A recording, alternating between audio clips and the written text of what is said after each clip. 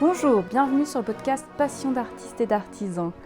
Je suis très contente de faire ce premier épisode. J'ai été à la rencontre d'Irène Bernot, qui est créatrice de costumes, qu'on peut aussi appeler designer costume. Et elle m'a raconté son métier. C'est une amie de lycée, pour tout vous dire. Donc on se tutoie dans cet épisode. Et je lui ai posé plusieurs questions. Donc on va découvrir ensemble son métier. Elle m'a raconté d'où venait sa vocation, son parcours, sa formation. Je lui ai demandé de me décrire un peu les étapes créatives de son métier.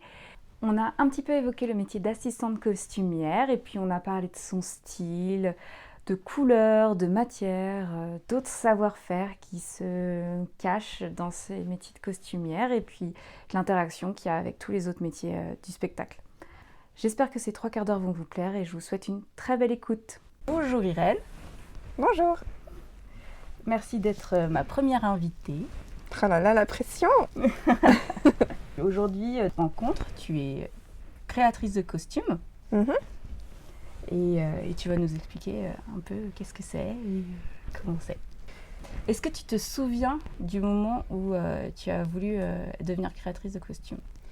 En fait, depuis que j'étais petite, comme sans doute beaucoup de personnes finalement, j'ai dessiné des personnages. Enfin, c'était vraiment ce que je faisais tout le temps. Et j'ai jamais vraiment arrêté. Quand j'étais en cours et tout, je continuais de dessiner. Je dessinais surtout des petites bonnes femmes. Et on m'a dit, quand j'étais à l'école primaire, on m'a dit « Ah, tu pourrais faire du stylisme ». Je me suis dit « C'est quoi du stylisme ? C'est bizarre comme mot, ça veut dire ». Et on m'a expliqué que c'était de travailler dans la mode, ce serait dessiner des vêtements. Et je me suis dit, ouais, ce serait super, je vais faire ça. Donc voilà, je me suis renseignée. Je me souviens que notre prof, après on est au collège, mon prof principal c'est mon prof de PS et il nous dit qu'il faut qu'on aille au CIO, Centre d'information et d'orientation, qui était ailleurs en ville, quoi, pour savoir ce qu'on veut faire après et quelle étude on doit faire. Et voilà, quoi, on se démerdait, quoi. Il fallait qu'on fasse ça, mais c'était à nous de nous démerder. Et du coup, j'y suis allée avec une copine et puis le mec nous a donné des classeurs à regarder. Et dans le classeur, j'ai cherché stylisme et j'ai vu qu'il fallait faire un bac à appliquer. Donc après, j'ai fait une demande en 3e pour faire un bac à appliquer et je me suis retrouvée en Bretagne à Trier. Là, on s'est rencontrés toutes les deux d'ailleurs. Et voilà. Et là, en art appliqué, j'avais une copine qui s'appelle Jeanne, qui m'a dit « Vas-y, on va s'inscrire au club de théâtre, comme ça on va avoir des pièces de théâtre, ça va être super ». Moi, je connaissais rien au théâtre, je l'ai suivi. Oui, je me souvenais pas de ça. Ouais, en fait, c'est elle un peu qui a déclenché ce truc-là. Et elle aussi, d'ailleurs, a voulu être costumière après, mais bon, c'est encore une autre histoire. Du coup, on était en art appliqué et tout, puis on s'est inscrit là, et on a vu des pièces de théâtre. Et je me souviens d'une pièce de Lagarce, je crois que c'était la première qu'on a vue, c'était super chiant. En fait, j'aime pas trop les pièces de Lagarce, je trouve ça vraiment chiant. Ah, c'était au Carré Magique à Lannion ? Ouais. C'était très mauvais. T'étais là aussi ? Ouais, j'étais là. Ouais. Mais toi aussi, tu faisais partie du club de théâtre ? Bah oui, mais tu vois, ça m'a pas marqué. Et voilà, et les costumes étaient chiants et tout, mais je me suis dit, mais c'est ça que je veux faire. Enfin, je me suis dit, en fait, la mode, clairement, ça va pas me correspondre du tout. Enfin, je savais déjà que ce milieu-là... Je me disais que j'allais faire du recyclage de vêtements ou un truc un peu à côté, enfin, quelque chose qui n'était pas vraiment dans la mode à proprement parler. Enfin, si, c'est de la mode aussi, mais voilà, à l'époque, ça n'existait pas vraiment. Ce genre de truc un peu alternatif. Et quand j'ai découvert un spectacle vivant, je me suis dit, mais c'est ça qu'il faut que je fasse. Je vais triper. Et voilà. Et du coup, j'ai présenté les concours après le bac j'ai quand même demandé l'école du Perret, qui est une école super connue pour faire de la mode. Mais j'ai surtout demandé les DMA, diplôme des métiers d'art, costumier réalisateur. À l'époque, il y avait un dossier à envoyer, une étude de spectacle qu'on a vue. Et après, si on était sélectionné, on allait en entretien et on présentait tout notre dossier personnel. Et voilà, j'ai présenté plusieurs écoles comme ça et j'ai été prise à Paul Poiret, qui est à Bastille, à Paris.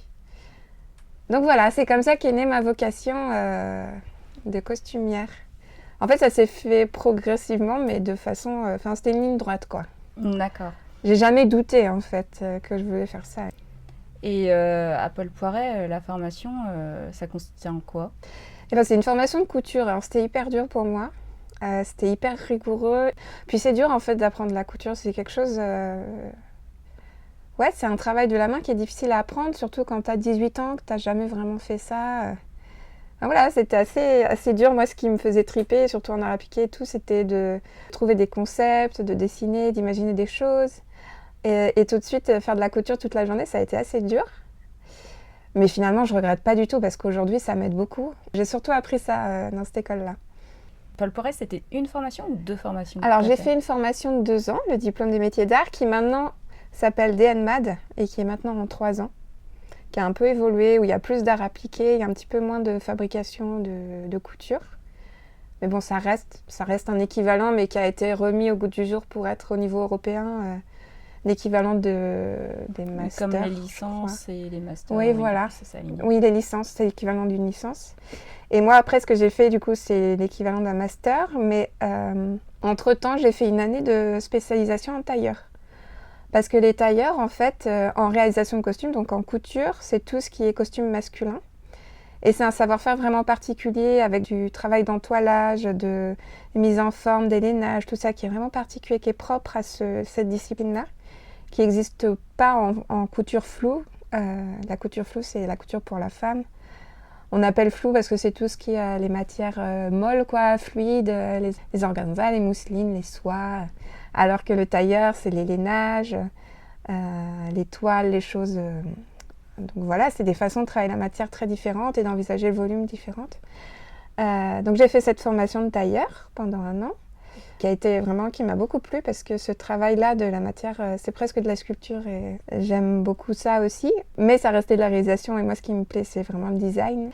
Et en faisant des stages et tout, je me rendais vraiment compte que c'était ce que je voulais faire. Enfin, quand je bossais en atelier, j'étais pas épanouie, quoi. Quand je voyais les créateurs costumes arriver et tout, j'étais mais moi c'est ça que je veux faire. Même avec leurs assistants et tout, je voulais être leurs assistants. Enfin. Et en fait, mon compagnon de l'époque, Ronan, qu'il était à Estienne, en cinéma d'animation, et il a trouvé un stage, parce que lui, son rêve, c'était de bosser dans le jeu vidéo. Il avait trouvé un stage dans une boîte à Lyon. Et il a trouvé du coup un boulot, ce stage s'est transformé en boulot, il s'est installé à Lyon.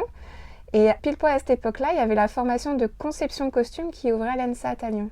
Et l'ENSAT, c'est une grosse école qui est très connue, c'est l'ancienne école de la rue Blanche, qui était à Paris avant et qui a migré à Lyon. Il y a peut-être une 20aine d'années maintenant, un peu plus. Et il y a pratiquement tous les métiers du théâtre. Il y a conception de costume, réalisation de costume, il y a des comédiens, il y a des administrateurs, il y a des gens qui bossent plutôt dans la prod, il y a les créateurs lumière, les créateurs son, les scénographes. J'espère que j'oublie personne. Il y a des régisseurs, il y a une formation même de direction technique. Enfin voilà, il y a vraiment, ça brosse un panel assez large des métiers du spectacle. C'est une formation du coup qui amène au master et qui est très reconnue, quoi. Quand tu sors de cette école, en général, tu as du taf. Ou tu finis par en avoir. Des fois, tu galères. Enfin, dans le spectacle, tu galères toujours un peu à un moment donné, mais t'as du boulot parce qu'en fait, ça te permet de te faire un réseau déjà dès l'école. Ouais, les deux. Parce que à la fois, moi par exemple, j'avais un de mes intervenants, Rudy Sabungi, qui m'a un peu pris sous son aile entre guillemets, et qui m'a embarqué sur des opéras en assistanat après. Donc il y a ce truc-là. Les intervenants sont des professionnels, donc tu peux lier contact, faire un stage avec quelqu'un, du coup un des intervenants, et puis voilà, ça donne quelque chose après. Mais aussi sur le CV, ça fait sérieux, quoi. Il y a aussi ça, t'as fait cette école, donc c'est quand même pas mal. Et puis aussi, t'as une aide à l'insertion au niveau pécuniaire, c'est le Jeune Théâtre National, le JTN, qui fait qu'il y a 5 grandes écoles comme ça, je crois, où il y a le TNS, le conservatoire, et il y a l'ENSAT, et puis je sais plus ce qu'il y a d'autre. Où pendant 3 ans, à ta sortie de l'école, tu as droit à une aide. Ça veut dire que tes employeurs ne payent que les coûts employeurs quand ils t'embauchent, ou un truc comme ça. Sous réserve qu'ils te donnent un minimum. À l'époque, moi quand je suis sortie, c'était 2 500 € par mois, et c'était obligé. Après, maintenant, ça a dû changer un petit peu avec l'inflation et tout ça, enfin j'espère. Mais ce qui semble vraiment super... Sauf qu'en fait, bon, tu es payé 1 mois, mais tu vas bosser 3 ou 4 mois en préparation. Mais voilà, quand tu sors d'école, tu es très content d'avoir ça. Donc, ça aide aussi. Ouais, ça aide. C'est pas une sécurité parce qu'il faut trouver les projets et il faut... c'est pas avec un projet où tu vas être payé 2 500 que tu vas vivre, mais ça aide à mettre le prix à l'étrier. Bien. Donc voilà, c'est pour ça que cette école, elle est super. Et puis en plus, vu que tu as plein de métiers, Tu peux déjà faire des choses entre étudiants. Enfin, tu vois, il y a vraiment une émulation. On crée des petits spectacles entre étudiants, on fait des choses. Il y a des compagnies qui sortent, en fait, à la fin de cette école. Et aujourd'hui, tu dirais que les gens avec qui tu travailles avec des gens de Paul Poiret ou surtout avec des gens de l'ENSAT Alors, des gens de Paul Poiret, pas vraiment. On continue de se voir de temps en temps, mais plus en amis que vraiment bosser ensemble. Des fois, on se file des plans boulot, mais c'est des gens qui font plutôt de la réalisation de costumes maintenant. Il y en a peu. Bah si, remarque, il y a Alexa Cripps-Jones qui est créatrice de costumes plutôt dans le cinéma. Et elle, pour le coup, j'ai pas mal bossé avec elle après, parce qu'elle est créatrice de costumes, du coup. Je l'ai assistée sur pas mal de choses. Mais que ce soit les anciens de DMA ou les anciens de l'ENSAT, en fait, on s'est perdu de vue pendant un moment avant de se remettre à bosser ensemble. C'est marrant. Je pense que j'ai eu besoin d'aller voir ailleurs. En fait, ce truc de grande famille et de grands, on est tous copains, qu'il peut y avoir à l'ENSAT ou dans ce genre d'école. Moi, je suis pas forcément à l'aise là-dedans. Et voilà, ça s'est fait de façon détournée plus tard. J'ai bossé avec Damien Robert, par exemple, qui était comédien à l'ENSAT, mais on a gardé contact parce que c'est le mec d'une de mes bonnes amies de l'ENSAT aussi, qui était en conception de costume avec moi, qui fait plus ça maintenant, mais bon. Alors, on continue de se voir et puis on a fini par bosser ensemble. Mais voilà, ça s'est pas fait directement. Et pareil avec Philippe Baronnet, qui était un comédien aussi de ma promo, on a rebossé ensemble genre 10 ans après. Mais ça, c'est des hasards de la vie et des opportunités et tout ça. Bien. Donc, tu m'as expliqué un peu ton parcours, ta formation. Alors maintenant, la question suivante, c'est est-ce que tu peux m'expliquer c'est quoi ton job? Comment ça fonctionne? C'est quoi une journée type ou un mois type? Parce que je pense que comme c'est des projets au long cours, il faut peut-être que tu m'expliques sur le temps long. Oui, peut-être plutôt sur le temps long, parce qu'en fait, d'une journée à l'autre, ça peut beaucoup changer. Alors les projets, ils sont plus ou moins longs, suivant si ça se passe à l'opéra, au théâtre, ou au cirque, ou dans le cinéma. Toi, tu travailles dans j'ai tous de la les chance. domaines. Ouais, pas trop la danse, malheureusement, j'aimerais bien y travailler plus. Je crois que j'ai fait 15 spectacles de danse. J'aimerais bien y travailler plus. D'ailleurs, il y avait aussi la vidéo des codex de Découpé qu'on avait vue au lycée qui m'avait vachement donné envie de faire du costume. J'avais oublié de parler de ça. Mais je digresse. Mais oui, du coup, les temps sont différents. Mais en gros, les étapes, en tout cas, c'est déjà la rencontre avec une équipe ou un ou une metteuse en scène qui va t'expliquer son projet, le spectacle qu'il ou elle veut faire, ce qu'il ou elle a envie de défendre, l'esthétique déjà dont il ou elle a envie peut-être, si c'est déjà fait, quelles vont être les dates de première, les dates de répétition, enfin pour s'organiser au niveau du temps déjà, de voir ce qui est possible, comment le spectacle est produit. Parfois, ça dépend d'à quel moment ils te contactent, mais parfois ils n'ont pas tout de suite tous les financements. Donc il y a une idée, mais parfois ils font des demandes de subventions qu'ils n'ont pas. Donc voilà, donc des fois c'est ça, c'est de plus en plus le cas, je trouve. Ah, tu penses que c'est lié... Après, ça veut dire qu'on m'appelle de plus en plus en amont, et ça, moi, ça me plaît bien parce que j'aime bien être là vraiment en amont. C'est peut-être ça aussi. Donc tu penses que le spectacle vivant est moins subventionné? Je sais pas s'il est moins subventionné. Par exemple, si tu travailles sur des spectacles de Julien Gosselin ou du Théâtre du Soleil, ça va quoi. Il est subventionné celui-là. C'est pas celui dans lequel je travaille. Donc, moi, c'est vrai que les compagnies ou les théâtres avec qui je travaille, c'est parfois un peu compliqué entre les ambitions qu'on a et puis ce qui est vraiment réalisable. Mais bon, quand on a des choses à défendre, on fait tout pour que ce soit possible. Mais c'est vrai que depuis le Covid, en fait, on savait que ça allait faire ça sur le long terme. Mais tout est plus compliqué et dans le sens aussi où on sait moins de quoi demain sera fait. Moi, par exemple, là, j'ai un projet qui vient de s'annuler. Et après, à partir de mi-février, je ne sais pas du tout ce que je vais faire. Alors qu'avant, je savais 1 an ou 2 à l'avance à peu près quel projet j'avais, quoi. Enfin, j'en avais au moins un. Et là, après mi-février, en sachant qu'on est le 14 janvier, je crois, un truc comme ça, je ne sais pas ce que je fais. Donc, j'ai confiance, je sais que ça va tomber, il va y avoir des petites choses. Mais voilà, quoi. Ça en dit long sur ce qui est devenu la précarité du métier. Pardon, je t'ai coupé. Non, c'est bon. Vas-y. Comment on te contacte? En fait, comment ils te connaissent? Souvent, c'est bouche à oreille, ouais. Ouais. Moi, je suis pas sur les réseaux déjà, donc c'est pas comme ça qu'ils vont me... C'est pas en voyant mon Instagram qu'ils vont me contacter. Et ouais, ben souvent, oui, c'est le bouche à oreille. Des fois, il y a des gens qui me contactent, ils ont même pas vu ce que je faisais, quoi. À chaque fois, ça me fait un peu bizarre, mais bon. Pour en revenir à ton temps type, donc là, tu es contacté. Ouais. Tu as le cahier des charges, On a va premier dire. rendez-vous. Premier Ouais, rendez-vous. avec un cahier de charges plus ou moins précis. Moi, souvent, je demande tout de suite c'est qui la scéno, c'est qui fait les lumières. On me dit tout de suite aussi qui sont les comédiens, parce que souvent, on sait très tôt qui sont les interprètes, en tout cas, les comédiens, les acrobates ou les danseurs ou que sais-je. Et moi, je demande souvent qui est la scéno, parce que la scéno ou le scéno, mais parce que en fait, je trouve que j'ai tout de suite envie qu'on travaille ensemble, en fait, qu'on travaille vraiment l'esthétique du spectacle ensemble. Pour faire vite, le scénographe ou la scénographe, c'est la personne qui va s'occuper du décor, quoi, et de la circulation des interprètes et en fait de l'espace, de l'écrin pour les corps, quoi. Donc vraiment, pour moi, c'est hyper important qu'on travaille ensemble. Oui, et c'est souvent une question que je pose, donc voilà. Et la lumière, je suppose et que du coup, ça va pas éclairer si tu mets de la lumière rouge sur une robe rose. Ouais. Ça et va la pas lumière, faire pareil. je sais que c'est rarement le cas, parce qu'il y a parfois des créateurs ou créatrices de lumière qui sont étonnés que je sois vachement dans la demande avec eux, mais parce que moi, ça m'est arrivé qu'on défonce mon travail de costume avec les lumières, et enfin, c'est con, quoi, alors qu'il suffirait qu'on se parle et que...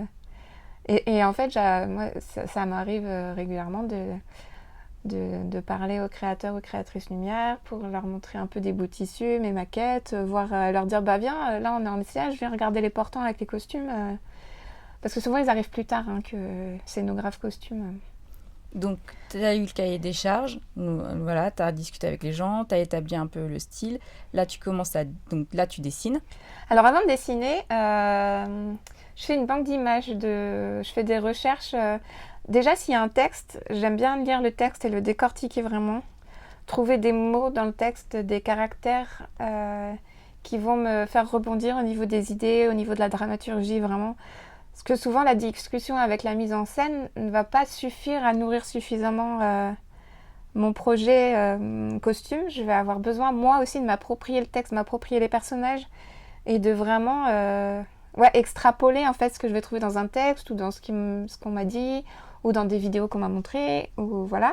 Et à partir de ça, je vais faire une recherche d'images dans mes bouquins, sur Google Images. Enfin non, c'est Ecosia Images d'ailleurs, j'en profite pour faire de la pub. Ecosia fonctionne très bien comme moteur de recherche, il n'y a pas que Google. Et j'évite un peu Pinterest et tout ça parce que il n'y a jamais de référence, on ne sait jamais d'où ça vient, les images. C'est des images qui sont retouchées. Il y a des choses très belles, mais je préfère trouver une image racine quelque part qu'une image qui est une réinterprétation de réinterprétation où tu perds en fait l'essence. Enfin, je préfère trouver directement une iconographie du Moyen-Âge ou sur un tableau de Jérôme Bosch ou j'en sais rien, ou un costume médiéval, voilà, que une coiffe faite aujourd'hui qui reprend un peu cette idée-là, mais avec une photo où la lumière est hyper travaillée, c'est ça qui nous plaît, enfin, qui est hyper séduisante, mais qui est dénaturée.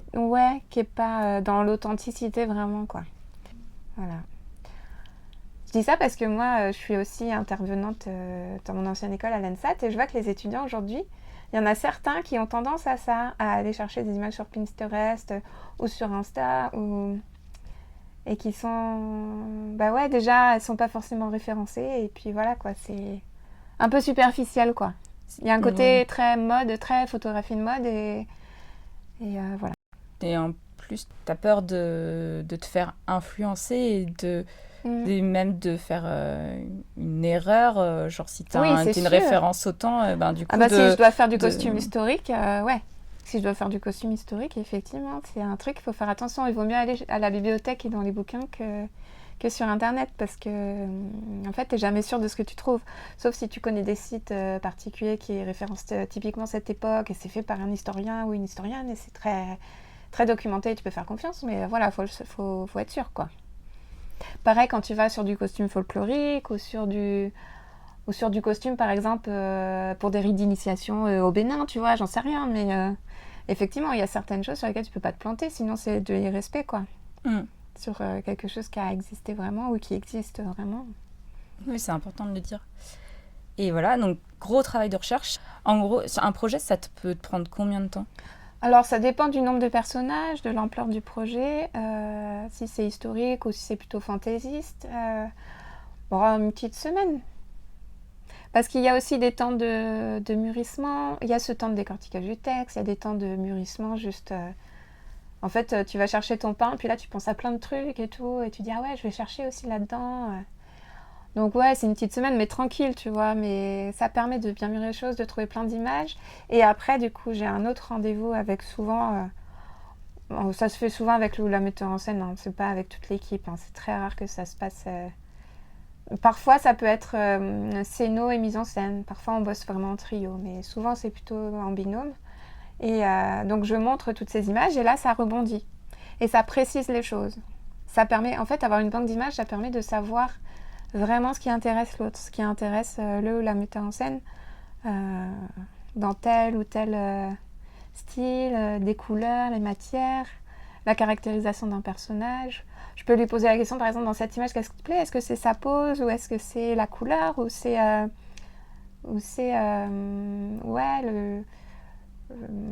la façon qu'elle a de se tenir ou c'est vraiment son costume et sa coiffure. Enfin, tu vois, et à chaque fois, ça permet de vraiment préciser les choses. Et après, une fois que ce rendez-vous est fait, ça me permet de pouvoir passer au dessin et tout ça, au croquis. Alors parfois, il y a une étape intermédiaire où je montre vraiment des croquis, des idées. Mais si je suis sûre qu'on s'est bien compris, qu'on sait où on va, là, je fais vraiment les maquettes. Alors souvent, pour dessiner les maquettes, je demande des photos aux interprètes, quand c'est possible, face dos profil. Ce qui n'est pas toujours possible, parce que parfois, à l'opéra, la distribution n'est pas encore faite. Donc voilà, après, je fais de rien en particulier. Mais j'aime bien bosser sur le corps des interprètes, vraiment. Parce que c'est pas, c'est pas des corps stéréotypes. C'est comme toi et moi, ils sont tous différents et c'est vraiment inspirant pour la silhouette, quoi, de travailler sur leur silhouette, quoi. Oui, et peut-être leur personnalité qui ressort de leur silhouette. Exactement. Et puis ça permet de voir ce qui leur va ou pas. Oui. En fait, quand tu vois leur silhouette, c'est con, mais comme ça, c'est du temps de gagner pour après, quoi. Pendant les essayages, tu leur essayes que des formes qui leur vont. Donc après ce temps-là, je montre les maquettes toujours à ma personne référente qui est souvent le ou la metteur en scène. Et là, c'est validé ou pas. Parfois, il y a des petites choses à changer, tout ça. Parfois, la personne ne comprend rien aux maquettes et me dit « mais il faut que je vois sur scène, il faut que je vois sur scène ». Donc ça, c'est très embêtant, mais ça arrive. Des fois, il y a des gens qui, les dessins, ça leur parle pas du tout et voilà, quoi. Faut se faire confiance dans ces cas-là. Faut faire confiance à son concept et se dire « non, mais c'est bon, j'ai compris ce qu'il veut ». Oui, il n'arrive pas à se projeter. C'est comme les gens qui voient des plans de maison et qui n'ont aucune notion des volumes. Exactement. Là, tu as fait les dessins, on te les a validés, on t'a dit « vas-y, va à l'étape suivante ». Ouais. Et là, il faut fabriquer le costume. Alors, soit le fabriquer, soit acheter des choses. Soit acheter des choses et les bidouiller, les modifier, les teindre, les ennoblir. En fait, ça dépend à chaque fois. C'est à chaque fois différent suivant ce qu'on décide de faire. Ah, mais je pense que dans ce cas-là, on peut peut-être donner des exemples. Moi, je pense que j'ai quelques exemples de spectacles sur lesquels tu as travaillé. Sur l'opéra que tu avais fait avec Damien, donc sur le Barbier pour le Théâtre des Champs-Élysées, ou c'était peut-être le Théâtre de Rouen au départ. Oui. Ça, c'était une coprode. C'était complètement de la création de costumes, mais il y avait un peu d'achat. Il y avait de l'achat aussi, ouais. Sur Roméo et Juliette, c'était une référence années 50. 50 et 70, ouais. Et c'était plus de l'achat. Il y avait un peu de fabrication, mais surtout de l'achat. Mais du coup, de la recherche de vêtements vintage. Ouais. Et sur le spectacle Les Liaisons dangereuses avec Dominique Blanc, du coup... Ouais, là, j'étais assistante. Et on a fait pas mal de... Alors, il y a eu pas mal de... C'était que du costume 18e. Donc, assez... Enfin, plutôt historique, hein, vraiment. Il n'y avait pas de... Il n'y avait pas de réinterprétation, vraiment. C'était... Et les costumes, les robes de Dominique Blanc étaient fabriquées. Il y avait une robe blanche, une robe rouge, une robe bleue et une robe noire. Et le reste, c'était de la location. Ce qui, pour une tournée de 70 dates, est quand même assez couillu parce que les costumes de location, au bout d'un moment, ils souffrent. Mais bon, on a bien géré notre habillage et notre entretien et ça a tenu. Et c'est retourné chez le loueur de costumes et tout s'est bien passé. La caution est récupérée. Mais ouais, c'est pas fort. Souvent, la location, c'est plutôt pour le cinéma. Mais bon, ça se fait aussi pour le théâtre parfois. Bien. Donc voilà, il y a il y a plein de façons de faire des costumes. Ce qu'il faut, c'est que ça tienne, que ce soit solide, en fait. C'est le nerf de la guerre dans le spectacle vivant, il faut que ça tienne et que ce soit solide. Dans le cinéma, c'est pas la peine. Voilà. Et t'as besoin souvent de reproduire le même costume en plusieurs exemplaires ou pas? Bah, s'il y a une tournée de 300 dates, ouais, carrément. Si c'est du cirque, oui, ça s'use plus vite. Si c'est porté beaucoup en répétition, si c'est porté pendant un mois de répétition non-stop aussi, parce que les répétitions, ça use beaucoup plus les costumes que des représentations. Ah oui. Et oui, c'est très étrange, mais je pense que c'est parce qu'ils sont portés toute la journée. En fait, une journée de répétition, c'est... Puis on répète toujours les mêmes mouvements, et puis... Ouais, c'est pas la même vie, vraiment. Et en répétition, ils se font défoncer, les costumes. C'est comme ça. C'est drôle. Ouais. Et tu as glissé plusieurs informations quand tu as répondu. Donc, tu as dit, sur ce spectacle-là, j'étais pas créatrice, j'étais assistante. Donc, déjà, c'est quoi être assistant Ouais. Alors, bah, ça dépend du créateur de costume ou de la créatrice avec qui tu travailles. En fait, tu l'aides. C'est Donc, vaste, tu fais le café. Ben, tu peux faire le café si c'est ce dont il ou a besoin pour bien bosser. Why not? Ou pour les comédiens, pour qu'ils soient à l'aise. Parce que ça, c'est tout un travail aussi pour que les comédiens ou les interprètes soient à l'aise pendant les essayages, que ça se passe bien.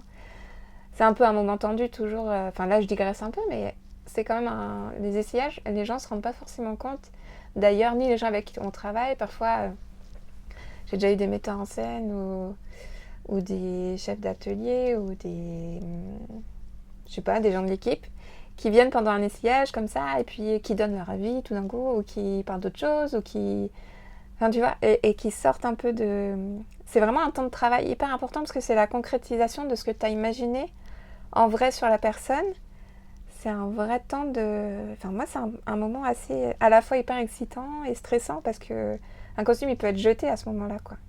Si le comédien ou l'interprète ne le veut pas, c'est soit la médiation du metteur en scène ou de la metteuse en scène, soit toi, tu es persuadé que c'est le bon truc et dans ton truc d'ensemble avec les autres costumes, ça va être super et tu défends ton truc et après la personne dit « Ah oui, t'as raison, d'accord, je te fais confiance », soit vraiment ça va pas du tout et c'est pas possible et voilà. Oui, parce que je suppose que la majorité des comédiens, ils veulent être plutôt mis en valeur, mais il y a certains personnages où... c'est pas des beaux personnages, enfin c'est pas des gentils, c'est pas des gens, ça peut même être dans le personnage d'Edley. Je pense à, je sais pas moi, Quasimodo. Par exemple. Ou alors ils se sont fait une toute autre idée en fait de ce personnage esthétiquement. Ah oui, comme ce qui peut être intéressant. Moi, ce que je trouve souvent intéressant parce qu'ils vont le jouer d'une certaine façon et finalement le costume va apporter autre chose. Souvent, ça peut être hyper intéressant, mais eux, ça les heurte parce que tout d'un coup, ils voient quelque chose d'autre dans le miroir et c'est compliqué, tu vois. Et ça se comprend. C'est toujours des discussions sans fin dans ces gars. Oui, ça peut être long, j'imagine. Ça peut être long de refaire tout le costume aussi. Et tu as parlé de tournée. Tu pars en tournée? Alors non, moi, mon travail, que ce soit en tant que créatrice ou assistante, ça s'arrête à la première normalement. C'est vraiment le soir de la première, hop, tout va bien, c'est bon, c'est fini. Mais ça m'est arrivé d'être, par exemple, sur l'édition de Dangereux, j'étais assistante et après j'ai fait l'habillage pendant toute la tournée. Donc tu changes de casquette, je changeais de casquette, ouais. Mais le fait que j'ai été assistante sur la création a permis aussi que je connaisse vraiment très bien les costumes, que je connaisse bien les comédiens. Et le créateur de costumes, du coup, Thibaut Velchelin, était hyper en confiance parce que voilà, je savais très bien ce qu'il avait voulu faire et je pense que c'est confort. Enfin, moi, si je faisais un gros spectacle comme ça en tant que créatrice, j'adorerais avoir une assistante. Je dis une assistante parce que les filles avec qui j'ai bossé comme ça, c'était toujours des filles. Hein. C'est très féminin comme métier? Ouais, en tout cas, moi, j'ai bossé... alors, en tant qu'assistante, j'ai assisté des mecs. Mais moi, mes assistantes, c'est des filles. Ouais, c'est très féminin, ouais, c'est sûr. Ouais, il faudra que je vérifie, mais j'ai l'impression qu'en fait, les métiers artistiques, c'est une voie qui est beaucoup choisie par les filles. Et il y a toute une génération où il y avait beaucoup de mecs qui étaient créateurs ou qui étaient plus au poste de... ce qu'on appelle des postes de direction, même si le poste de créateur, c'est pas un poste de direction, c'est plutôt... tu as une vision et puis tu collabores avec les autres corps de métier. Mais en tout cas, c'était souvent des hommes, moi, quand j'ai commencé. Et dans le cinéma, surtout aussi, il y a très peu d'hommes dans le métier. Mais ceux qu'il y a, ils sont toujours directs... on leur fait confiance plus vite, quoi. Toujours. Ouais. Je pense que ça a changé un peu aujourd'hui, mais moi, quand j'ai commencé, moi, j'ai commencé en 2009, je sentais vachement ça. Puis en plus, j'étais jeune, donc j'étais une nana, j'étais jeune et je faisais jeune, donc je peux te dire qu'au début, on me faisait pas confiance, hein. C'était un peu chiant. Et je sais que les mecs, c'était pas le cas. Et ça, c'est comme ça partout, hein, dans tous les métiers. Oui. Mais dans les métiers qui sont hyper féminins, tu le vois bien, en fait.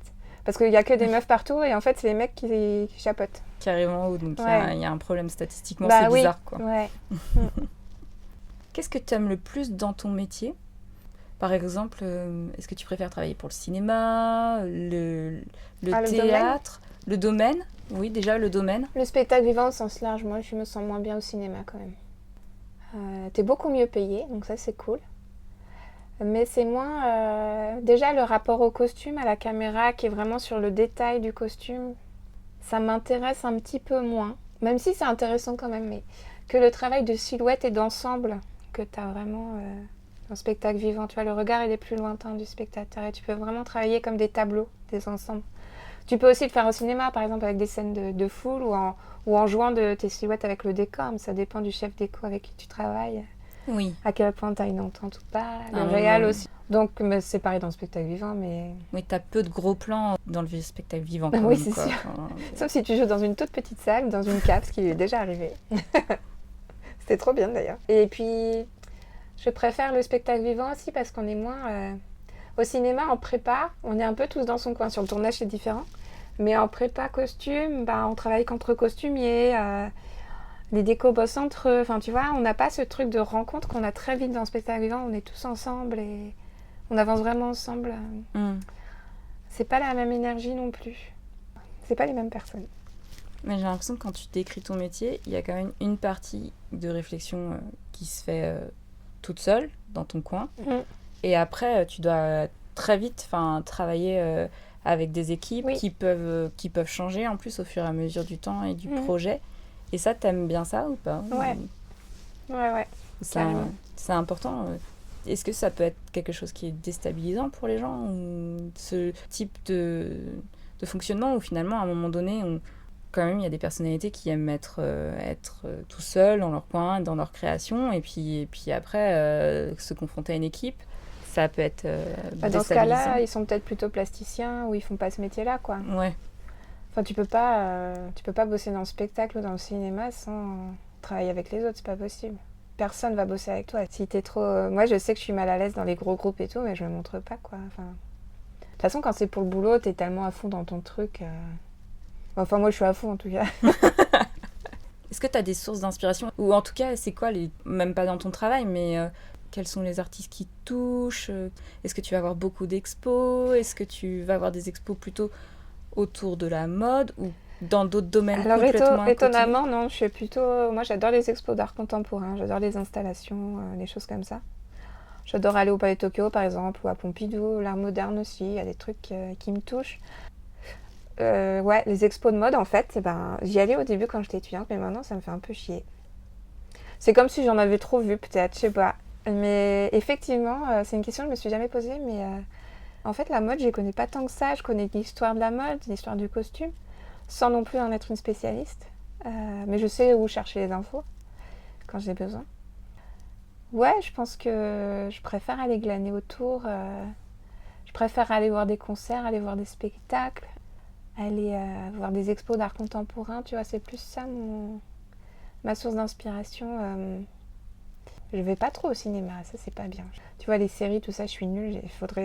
C'est un manque ça pour discuter avec les gens et tout. Les séries et tout, je connais pas, tu vois. Ça c'est un peu... Faudrait que je m'y mette. Mais ça prend tellement de temps. T'as l'impression que tu vas devenir prisonnière de la série. Ouais, c'est clair. Mais dès que je commence à regarder un truc comme ça, je deviens prisonnière. Ce que j'aime bien, c'est me faire plaisir. Et du coup, c'est vraiment spectacle, concert et art contemporain. C'est vraiment, je crois, les 3 trucs qui me plaisent. Et dans lesquels je puisse sans doute, les choses qui me traversent, quoi, en tout cas. Et tu penses que tu as un style propre ? Est-ce que tu penses qu'on peut reconnaître ton style d'un spectacle à l'autre ou pas ? Ça, c'est une bonne question, j'en sais rien. Je sais pas. Peut-être on travaille sur la couleur, mais je sais pas. Ah, tu peux expliquer alors ton travail sur la couleur? Que je fais des groupes de personnes. Enfin, je distingue toujours les personnages et les groupes de personnages par des couleurs, par des gammes colorées. Comment ça, par exemple, tu as des gens Bah, d'un certain âge ou d'un certain Ça dépend catégorie? ce qu'on veut raconter. Si on veut raconter un truc sur l'âge, ce sera ça. Si on veut raconter des trucs sociaux, ce sera entre ceux qui ont de la thune, ceux qui n'en ont pas.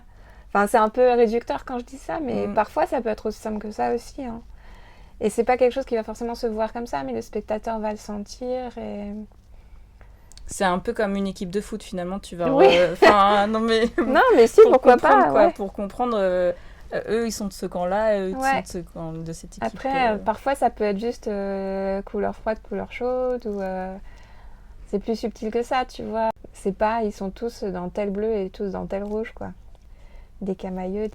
En fait, j'aime bien, on s'est rendu compte avec ma pote Alexia, là, qui bosse dans le cinéma, qu'on aimait bien toutes les deux, sur une même silhouette, avoir des couleurs qui sont très proches, comme des camailleux, un peu des choses qui parfois même grincent un peu. Un gris avec un doré, par exemple, mais qui serait un doré un petit peu terne, et du coup, ça va grincer un petit peu, en même temps être hyper doux. Je sais pas comment te dire. Moi, j'aime bien un peu ce genre de gamme. Enfin, tu vois, par exemple, quand on dit qu'on peut pas mettre du violet avec du rouge ou du bleu marine avec du noir, mais moi, je ne fais que ça. Je ne fais que ça, c'est ce qui me plaît, en fait. C'est ce que je trouve beau et qui fait vibrer une silhouette un peu, quoi. Tu fais beaucoup de patine aussi, non? C'est hyper important, la patine. En fait, la patine, c'est pour ceux qui savent pas, c'est pas que mettre des patins à glace sur un truc gelé. C'est aussi dans le costume. En fait, c'est travailler la matière ou un costume déjà fait. Enfin, souvent, c'est un costume déjà fait ou un vêtement déjà acheté ou pour lui donner l'air qu'il a déjà été porté. Et c'est un vrai métier, en fait, d'être patineuse. Je dis patineuse parce que je connais que des patineuses, pas de patineurs. Mais ça existe. Moi, je le fais de temps en temps. Je le fais moins ces derniers temps, mais c'est un travail que je trouve vraiment intéressant que j'adore parce que, en fait, je me mets dans la peau du personnage. Je me dis, lui, comment il a vécu dans ce vêtement, en fait. Peut-être qu'en fait, il se tient toujours dans telle ou telle position. Du coup, il aura tel pli à son pull, donc je vais accentuer ça avec des ombres et des lumières, tu vois. Ou c'est un mec qui vit dehors et il met beaucoup ses mains dans ses poches, et du coup, ses poches, elles sont tachées à l'endroit où tu mets les mains, elles sont un peu grasses. Enfin, tu vois, c'est des trucs comme ça, hyper sensibles et où vraiment tu te mets dans la peau du personnage. Je trouve ça passionnant, en fait. T'as inventé toute une histoire. Ce qu'on fait déjà avec les costumes, hein, quand je fais mes recherches avec le texte, tout ça, ou en discutant avec la mise en scène, ou avec les comédiens à l'essayage, c'est ça. Hein. On continue de créer le personnage avec le costume. Mais la patine, ça pousse encore plus loin parce que c'est comment ce costume ou ce vêtement, il a été altéré par la vie de ce personnage. Par ce qu'il a fait, par son quotidien, ou alors juste la soirée qu'il a passée avec ce vêtement. C'est ça la patine. Et ça se fait en lavant le costume, en le peignant, en travaillant sur des ombres et des lumières. Ça peut être en le chiffonnant, en le laissant sécher avec des pinces à linge pour créer des plis, enfin tu vois ce genre de choses. En le grattant, avec des râpes à fromage ou avec du papier de verre. Des râpes à fromage. Ouais. Ah oui, c'est inventif. Quand tu dois trouver un jean, parfois il faut y aller. Hein. Oui. Par exemple. Oui, et tu ne vas pas le faire. Ça, c'est bien, ça fait une transition pour ma question suivante. Parce que du coup, par exemple, quand on achète des jeans faussement abîmés, souvent c'est fait avec des produits chimiques dégueulasses. Ah oui. Et toi, tu es plutôt sensible à l'écologie et c'est facile de l'intégrer Pas du tout. C'est hyper dur. Autant pour moi, je m'achète jamais de vêtements et tout. C'est hyper facile d'être écolo avec ça. Mais alors pour le spectacle et le cinéma, c'est... En fait, on n'a pas le temps et l'argent d'aller faire des friperies ou de tout fabriquer ou d'acheter des tissus qui sont éco-responsables. En fait, pour faire ça, il faut de l'argent ou au moins du temps, mais du coup, c'est de l'argent parce que c'est du temps où tu dois être payé un minimum, sinon c'est pas possible. Et en fait, on est tellement dans une urgence. En fait, souvent, on achète dans le cinéma surtout, par exemple, pour tel personnage qui a 6 séquences, enfin 6 jours différents de continuité, ça veut dire qu'il doit avoir 6 costumes différents, voire un peu plus s'il change de costume dans la même journée, ce qui peut arriver. On va avoir un essayage de 2 heures avec lui et on va lui faire plein de silhouettes, tu vois. On va avoir un gros portant rempli et on va fabriquer plein de silhouettes dans son univers et tout. Mais pour ça, faut qu'on aille dévaliser tous les magasins où on peut se faire rembourser. Donc c'est H&M, c'est C&A, c'est ce genre d'enseigne, Zara, tu vois. Les Galeries Lafayette, enfin c'est que des trucs, c'est pas du tout éco-responsable parce qu'en plus après on va ramener ce qu'on n'utilise pas et ça j'ai pas trouvé encore la façon de faire autrement. Et c'est hyper frustrant parce que dans ta vie, tu essayes de faire gaffe et tout, et en fait, avec ton métier, tu fais de la merde, quoi. Mais je désespère pas de trouver le moyen de faire autrement. Mais tu vois, même dans le spectacle vivant, bah là, ces derniers temps, j'ai bossé un peu avec Vinted, mais Vinted, c'est pareil. En fait, ça fait qu'alimenter le truc. Mhm. Et ton statut, aujourd'hui, tu es intermittent du spectacle. Ça entraîne quoi, en fait, comme statut? Et moi, je m'imagine, intermittent du spectacle, que du coup, ça veut dire que tu dois rechercher régulièrement un job, enfin, en tout cas, un nouveau projet. Est-ce que c'est quelque chose qui est confortable, qui est pas confortable, ou toi, c'est quelque chose auquel tu es indifférente? Alors déjà, c'est pas un statut, c'est un régime d'assurance chômage. L'intermittence, ça veut dire que quand tu ne travailles pas, tu peux avoir droit au chômage, comme les intérimaires ou comme... je crois que les saisonniers, ils ont ça aussi. Mais c'est des règles différentes. Nous, les intermittents, sur une période d'1 an, on doit faire 507 heures déclarées. Je dis déclarées parce que moi, ça dépend des métiers, mais en création de costumes, clairement, on est payé au forfait et on fait beaucoup plus d'heures que ce qu'on est vraiment déclaré, souvent. Oui, même tout le temps, hein, je peux le dire. Donc voilà, mais voilà, il faut avoir suffisamment de projets pour que ça le fasse. Et du coup, tu as le droit au chômage pour les jours où tu ne travailles pas après, pendant 1 an. Ça se remet en question tous les ans. Voilà. Et ça veut dire que pour avoir droit au chômage pour quand tu ne travailles pas, ce qui est quand même nécessaire, sauf si tu travailles au cinéma et que tu gagnes très bien ta vie, mais dans le spectacle vivant, vraiment, on en a besoin. Il faut que tu t'assures d'avoir toujours suffisamment de contrats, quoi. Mais alors moi, ça m'a jamais fait stresser. Ce qui m'aurait fait stresser, c'est de me lever tous les jours à la même heure et d'aller tous les jours au même endroit. Chacun est fait pour des choses différentes. Oui, complètement. C'est sûr que des fois, c'est stressant. Hein. Mais là, tu vois, je sais que j'ai pas de boulot après mi-février, mais je sais que je vais avoir des choses qui vont tomber. Enfin, quelque part, ça fait suffisamment longtemps que je travaille pour me dire qu'au pire, je vais faire de la couture dans un atelier. C'est pas ce que j'aime faire, mais... je vais faire ça pour gagner des sous et faire un peu des heures, et puis voilà. Et puis j'ai un réseau aussi, on a une petite famille de costumières, justement, avec les anciennes de Diama, les anciennes de l'ENSAT, les gens que j'ai rencontrés après en bossant. On s'entraide aussi quand il y en a une qui est en galère, qui n'a plus de travail. Il y a toujours un truc qui se débloque.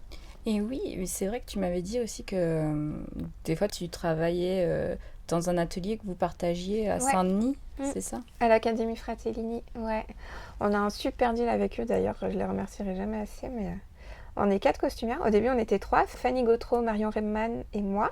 En fait, Marion et Fanny ont fait une création là-bas. Moi, je leur ai filé un coup de main sur la fin. Et on s'est retrouvés dans cet atelier avec un stock costume en bas qui était...